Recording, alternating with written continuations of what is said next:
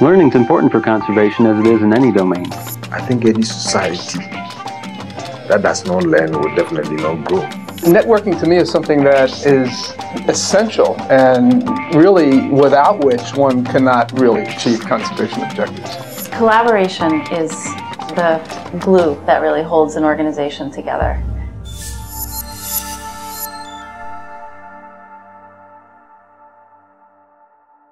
Institutional learning has been a part of Conservation International since its founding. We're an institution that's based upon principles of sound science, capacity building, building capacity in our field programs to deliver conservation, and innovation. So really it's fundamental to what CI is. And the Institutional Learning Initiative came out of the recognition that in order for us to be as possibly strong and impactful as we can be as an institution, that we need a mechanism both for quickly disseminating advances in knowledge and sharing our capacity around the globe, and for the institution to learn of our great leadership in the field and delivery of conservation.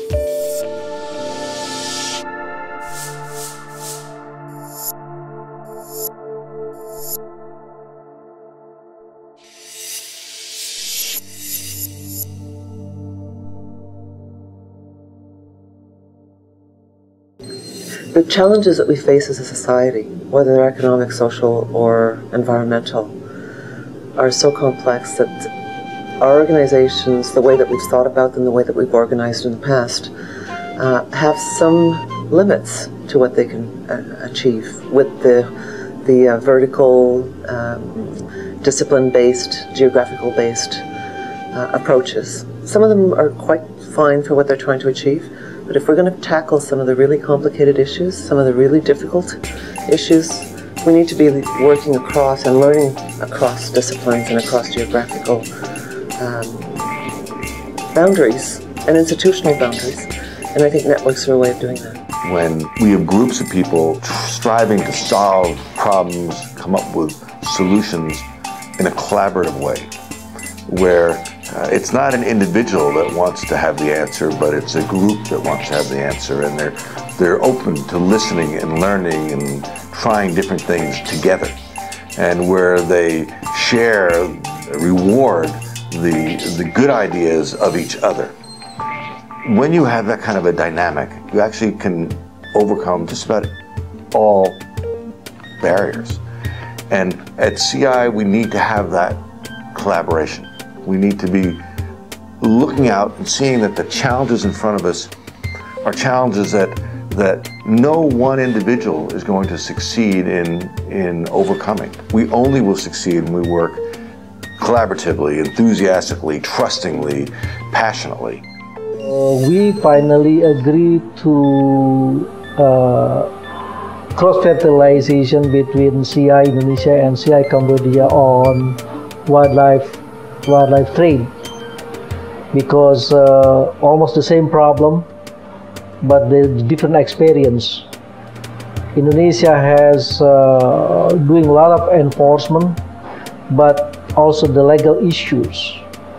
While in Cambodia, I guess that they have been trying really hard to enforce, but the law itself maybe is different. I guess that we have such very good learning from our and the Cambodia CI programs. Learning networks are not new to CI. We've been involving a multitude of partners in a number of countries and from a number of sectors for many, many years. One example, for instance, was the development of the key biodiversity area concept that we began working with BirdLife International and partners on the ground. And now this standard has been picked up by other organizations, including the Convention on Biodiversity, as being one very powerful way of protecting threatened species in hotspots and areas of high biodiversity. And of course, many people, and I would say hundreds of scientists, contributed to the development, to the refinement, to the field testing of this initiative.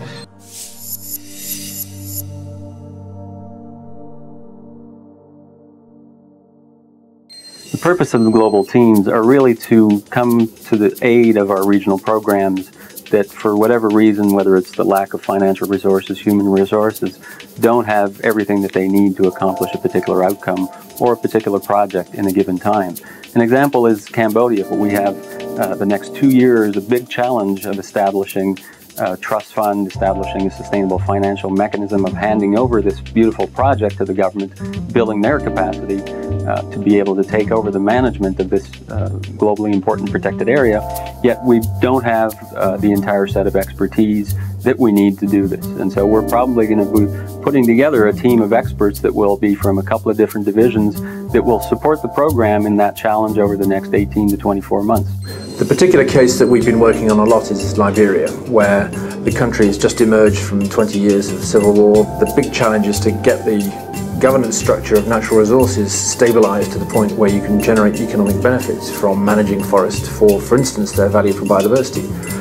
To do that, you need to be able to support the government to construct forest management policy and conservation policy and integrate it into a rural development plan. That's obviously a huge task, which we can't do on our own at all. As I visited the regional programs over the past 3 or 4 years, I've seen a bit of a change in what people are looking for in the regional programs on the operational side. Initially, it was very much looking to the US and to headquarters and say, what can you bring to the table? What have you learned? What can we learn from you? Now I see more and more an interest in what are the other field programs doing. So last time I was in the Philippines, they were very interested in some of our setups operationally in Brazil. So I think there's a lot more of this cross-learning that can happen between the field programs.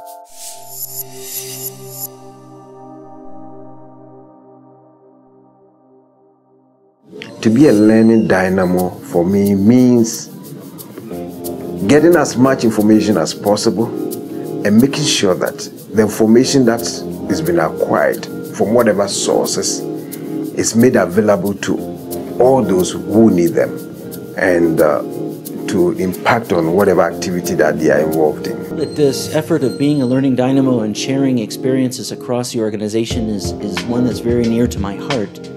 A big part of what I try to do in my work is to ensure that we have the capacity in the field and with our partners for us to be able to effectively engage in conservation. That knowledge and that information shouldn't only reside with certain individuals. It shouldn't be lost in reports that we produce, but rather we should be open to sharing and to learning the things that we are undergoing over these years. Time is too short. There's too much that needs to be done. The challenges are seemingly insurmountable. And so for me, on a personal level, I take great pride in seeing my colleagues taking the initiative and having the capacity to move things forward. I like very much this idea of having these learning dynamos, people who are in different programs around the world, who are natural networkers, natural communicators, because they can play a very important role in bringing everyone together, creating these national and global networks, and really moving this whole approach forward of making sure that all stakeholders in every different sector of society are part of conservation solutions.